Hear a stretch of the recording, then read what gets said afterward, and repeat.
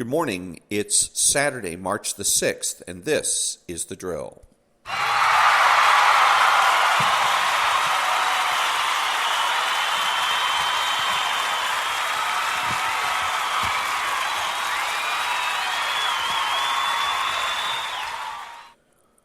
Thank you. The Daily Declarations for Spiritual Warfare. You will defeat the enemies of your finances. I have promised that I will defend my people and keep them from harm. I will strike your enemies with great panic, and they will seize each other by the hand and attack one another. The wealth of all your surrounding enemies will be collected. Great quantities of silver and gold and material possessions, and will be given to my people. Blessed is the man who fears me and finds great delight in my commands. Your children will be mighty in the land, and your generations will be blessed. Honor me with the wealth that I give to you, and your barns will be filled to overflowing. My blessing upon you brings wealth, and I will add no trouble to it. Prayer declaration. In the name of Jesus, I bind and cast out every thief that would try to steal my finances. The Lord will rebuild the finances of his people and give the treasures of the nations to them. I will not put my hope in my wealth, but I will place my hope in God, who richly has provided me with everything for my enjoyment. I will lay up treasure for myself in heaven and take hold of life eternal. And that is the daily declaration for spiritual warfare.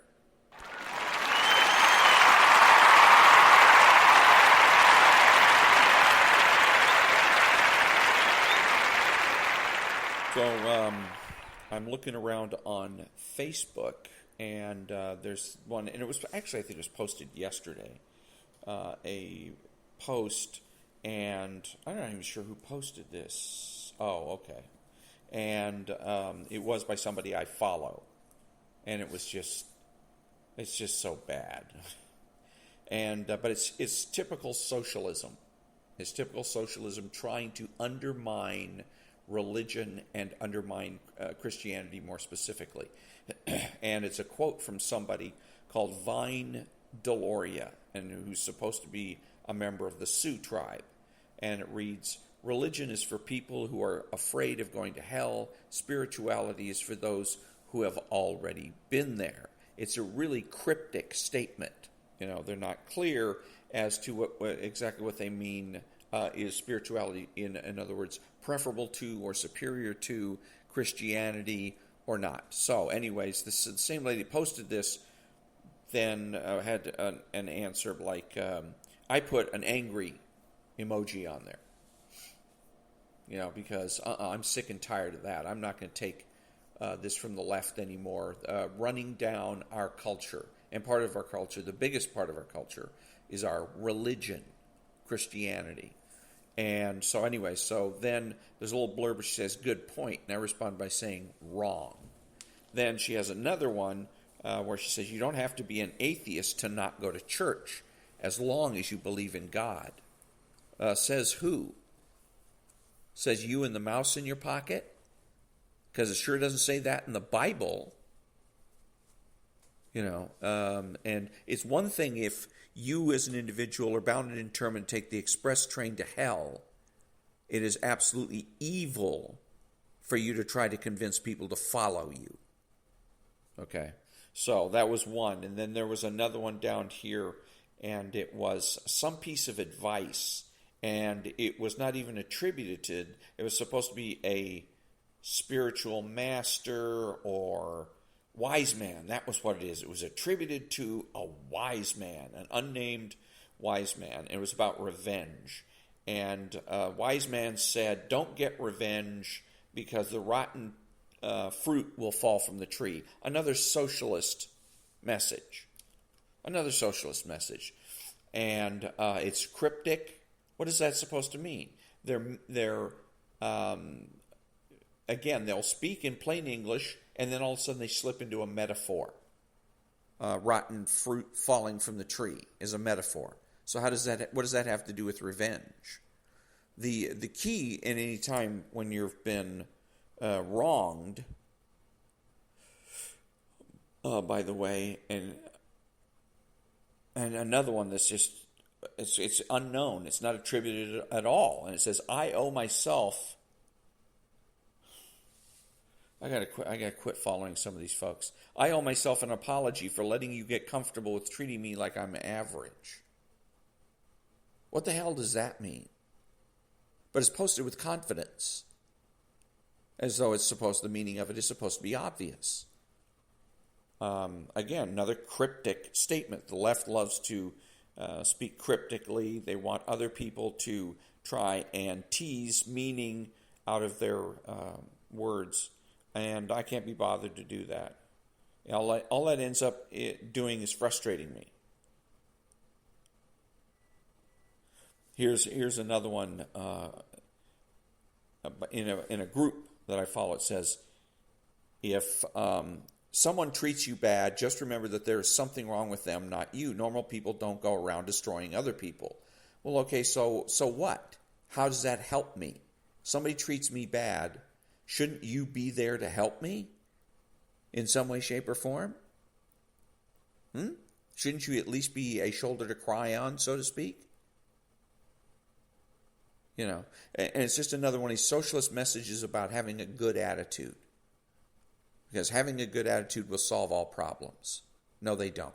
That's childish, ridiculous, stupid, and wrong. And then there was a guy that responded that said, there's two sides to every coin, and somebody's treating me poorly, and I react like the asshole and I am and pull them up on their shit. Does that make me the bad person or the victim? And again, he's talking in socialist language or slang there with all that stuff. I can barely decipher what it is that he's trying to talk about. But anyways, I put what the truth is that if you're looking for justice, and remember, despite what the left says, you're worth it. You're worth something. And that means that you're worth justice. And if that means that you've got to go and go to your supervisor or go to the authorities or whatever, the police department, etc., that's what you have to do. Then you do it. But the point is, as I've always said, is make sure that whatever action you're going to take, or if you're going to do it one-on-one, you're going to go and read him the riot act or whatever. First of all, you got to, of course, make sure that you're in the right, that you're the righteous individual. Second thing is, make sure that whatever you're going to do isn't going to hurt you more than it hurts them. So that's what you need to stop and think about. If you get somebody, you're driving down the street, somebody flips you off, you decide you're going to run them off the road, well, there's all kinds of consequences to that could that end up hurting you at least as much or maybe even more than the person you ran off the road. So kind of a weak example, but I think you get the point. So you got to be righteous and make sure that whatever it is that you're going to do isn't going to come back and bite you in the butt. And again, and more importantly is one of the best things to do is have somebody that you can talk to, somebody you can rely on. Because that's probably the first thing you should do. Talk to somebody first. And perhaps get a little bit of perspective or get some ideas on what would be a good thing or good things to do to, again, resolve the situation so you can get a little bit of justice, if it's possible. Sometimes I've been in situations where you're just not going to get it. People get away with things. It's a fact of life. I hate it. I don't like it when somebody gets away with something with me, but it happens. And so that's one of the things that you got to learn to accept too, that sometimes the dragon wins. And I'm looking for a third post that was also getting me rather wound up here. Oh, here it is, the wise man. The wise man said, "Do not take revenge, by the rotten fruits will fall by themselves." Well, again, I notice and this is what the socialists always do. They never say, "Come to me. If you got a problem, come to me. I'll help you with it." That's what the wise man, the truly wise man, would say that. If somebody treats you badly, come to me. I will help you. I will listen to you. I will give you a shoulder to cry on. That's what the truly wise man says. He doesn't make up a stupid metaphor, a stupid, ridiculous, childish metaphor that's wrong. He doesn't do that. He offers to help. It's exactly like what I've said about the socialists that are out in the street that scream at people for not wearing their masks. Okay, if you stop and say, "Excuse me, but my mask just broke, or I lost it, or I left it in the car," whatever's the most truthful statement. Do you have an extra? Ask them for an extra. And they'll just stare at you. Okay? Because they don't give a damn about anybody. They're not out yelling at people because they care about society or they care about who dies from COVID-19. They do it as a political expression, as a way of humiliating and degrading other people, and trying to maybe not even putting themselves up. I think in a lot of cases they think it's their duty to do that. They watch the Nazis on The View, and the Nazis on The View tell them it's a good idea to run around the city yelling at people that are not wearing their masks, and so they do it just because some idiot, some Nazi on television tells them to do it. But like I said, the best way to stop that, I'm sorry, do you have an extra? And then look at the look on their face as they stand there with their mouth open. And then if you want to, you can follow it up by saying, "That's what I thought, asshole," or some words to that effect, and then walk away. So, and this wise man said thing reeks of the same thing.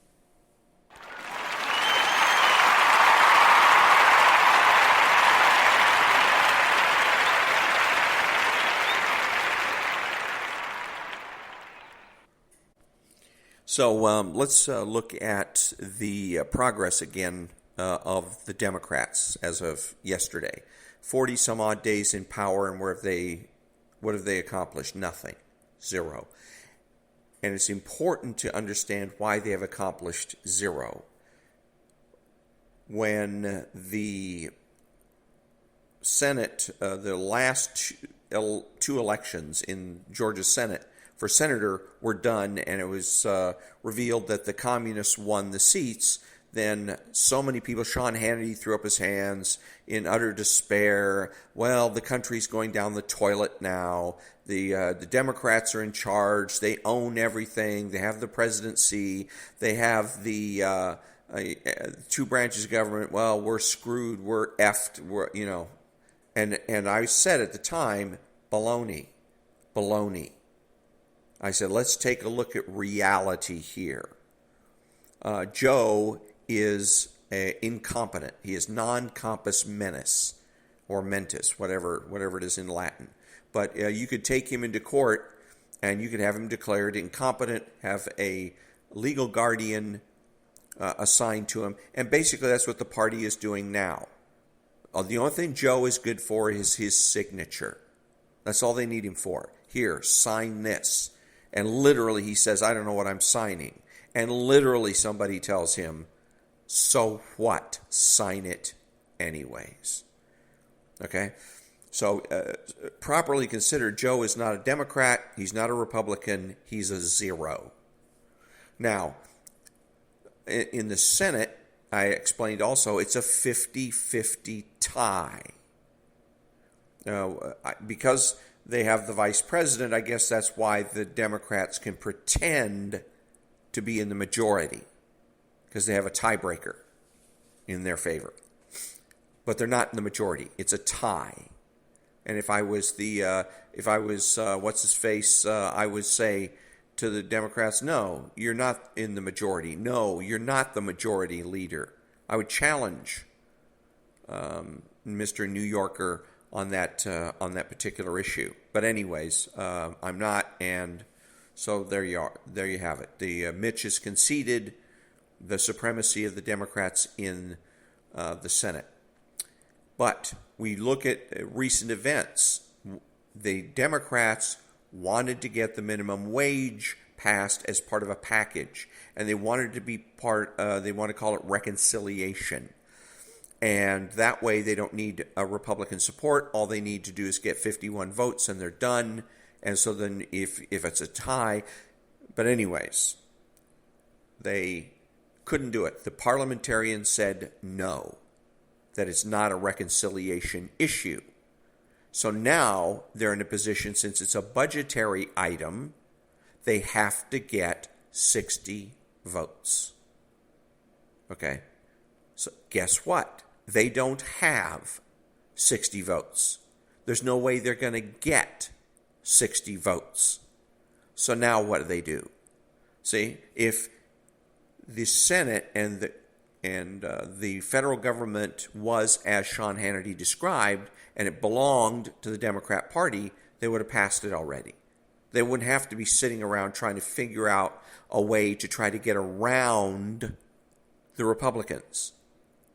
See, it would be best if the Republicans had a two-senator majority, but if you can't have that, it's best to be tied than to give the Democrats a two-seat majority. Because if you're tied, again, you're not going to you're going to find it very difficult to get things done.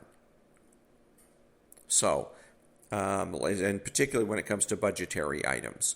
So Sean Hannity was wrong. All the naysayers that said, oh, they started gnashing their teeth and rending their clothes, and this is it, this is the end times, the apocalypse is nigh, were full of crap. Quite the opposite. The other day, Nancy Pelosi passed a bill, I think it was on Thursday, and it passed 219 to 212. It passed by 7 votes. It went straight down party lines. So that puts Nancy Pelosi under a tremendous amount of pressure. Okay, she has to make sure she keeps everybody in line. Because she doesn't have to, it doesn't even have to be that Democrats switch sides and vote Republican in this kind of a situation. All that needed to happen was 8 Democrats to vote present instead of yes. And the Republicans would have won. The Republicans would have nullified that bill. So that means Nancy Pelosi has to make absolutely sure she's got every single last Democrat in her caucus on board, or else she's not getting anywhere. That's a tremendous amount of pressure. It's like I said, the left is always under pressure. It is the left that wants paradise, the left expects paradise, and the left expects it now. So one of the things that you can do as a conservative is heap on pressure, more pressure. When your socialist buddies come to you and want to start talking smack, you say, are we in paradise yet? Have we gotten to paradise yet? Where's the paradise? I don't see any paradise. When are we going to get there? Remember, along the lines of a child in a long car drive asking mom, are we there yet? Are we there yet? Until mom turns around in the seat and threatens to slap the child to shut him up. Will you do the same thing with Nancy Pelosi? Hey, Nancy, where's paradise? I don't see it. They have all kinds of ambitions. And supposedly, the rumor is that they've given up on 2022. If that's the case, if it's true that they've given up, then I'm wrong again.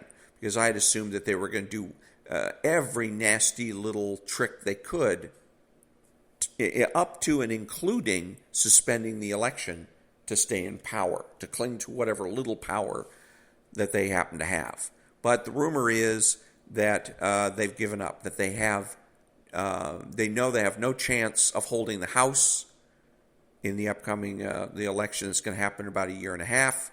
And so what they're trying to do is get everything on their wish list passed and done now. They're trying to jam it all into one particular bill. But again, pay attention to what's going on from the standpoint of, does this look like a party that's in charge? Does this look like a party that's in control? Or does this look like a party that's desperate?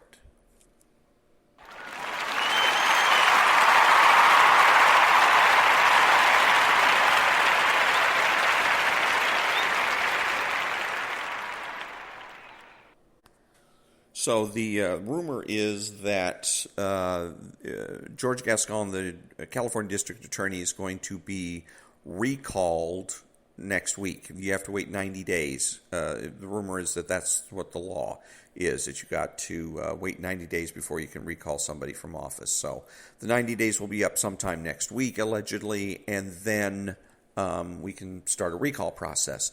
The people run this country. It is still the America of the people, by the people, for the people. We have checks and balances, and so this is one of those checks and balances, is recalling people from office. So it's something that I want to say to George Gascon, who's a flaming socialist. He makes no bones about it. He's open about it. And this is the difference between George Gascon and the people you see in Portland. The people in Portland are not real revolutionaries. They're children that want to pretend they're revolutionaries. They bring their smartphones to the battle. They bring umbrellas. They disguise themselves. And I give credit to George Gascon for being open. George Gascon comes out and says, "This is who I am. I dare you to argue with me, mess with me, whatever." He's more of a revolutionary than any and everybody in Portland. So, but anyways, I would say to George Gascon, you're not a leader, you're not a change agent, and you're not making a difference. Furthermore, you have no authority, you have no power, and you can't win.